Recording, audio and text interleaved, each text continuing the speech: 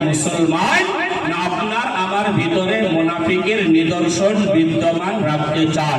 যদি আপনি আমি সত্যিকারের মুসলমান হয়ে থাকেন তাহলে আপনার সামনে যে ফাঁকা জায়গাটা পড়ে রয়েছে ওটা আপনার জায়গা, আপনার সামনে যে খালি জায়গাটা পড়ে রয়েছে ওটা আপনার জায়গা।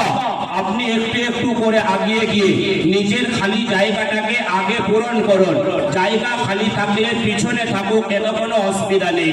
মনে হয় কথাগুলো আমি বাংলায় বলছি, বুঝতে আপনাদের কোনো প্রকারের অসুবিধা হচ্ছে না। এত ভালো করে বলার পরেও আপনাদের যদি অসুবিধা মনে হয়, কিন্তু বোধ হয় নিজের জায়গায় বসে থাকতে মন চাই। আজকে ভাইরা আমার বাংলা একটা কথা জেনে রেখে দিন, ভাইরা আমার ঘি বের করতে হয় সোজা আঙ্গুল দিয়ে। সোজা আঙ্গুলে ঘি বের হলে খুব ভালো, যদি না বের হয় তো আঙ্গুলকে বাঁকা করে ঘি বের করতে হয়।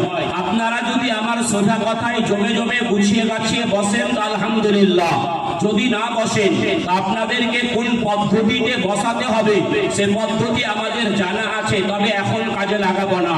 আগে আপনার নিজের বিবেকের উপরে আমি ছেড়ে দিলাম। আপনার বিবেক আপনাকে কি বলে? আপনার বিবেক আপনাকে সামনের জায়গা পূরণ করে বসতে বলে, আপনার বিবেক আপনাকে সামনের জায়গা ফাঁকা রেখে বসতে বলে?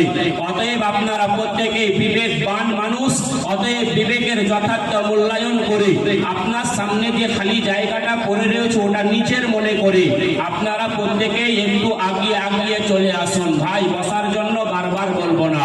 ভাইরা আমার যাই হোক, এখনো পর্যন্ত আজকের ধর্মসভায় যুবক ভাইদের পাত্তা পাওয়া যায়নি।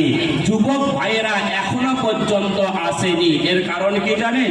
এর কারণ হলো জলসাকে কেন্দ্র করে আজকে ভাইরা আমার কিছু দোকানপাট বসেছে বা বসেনি।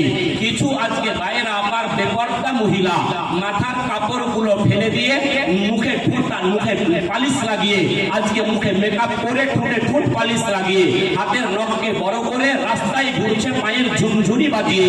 আর যতক্ষণ পর্যন্ত বেপরদা মহিলা রাস্তায় ঘোরাঘুরি করবে ততক্ষণ পর্যন্ত যুবক ভাইগুলোকে প্যান্ডেলে পাওয়া যাবে না। বলবেন এটা কিসের কারণ? এটার কারণ হলো আজকে যুবক এবং যুবতীর সম্পর্কটা হলো লোহার সঙ্গে তার চুম্বকের সম্পর্ক। লোহা এবং চুম্বক যদি পাশাপাশি থাকে, যেমন ভাবে চুম্বক তার আকর্ষণ শক্তির মাধ্যমে লোহাকে টেনে দেয়, অনুরূপ ভাবে যখন একজন যুবতী মহিলা নানাবিধ পোশাক পরিচ্ছদ করে, পাখি চুড়িদার গায়ে দিয়ে, লং ফরাক করে, ঠোঁট পালিশ আর গাল পালিশ আর নখ পালিশ লাগিয়ে, মাথার চুলগুলোকে ছেড়ে দিয়ে বেপরদা অবস্থায় বেলজ্জা অবস্থায় রাস্তায় ঘোরাঘুরি করবে, ততক্ষণ পর্যন্ত যুবক ভাইগুলোকে প্যান্ডেলে পাওয়া যাবে।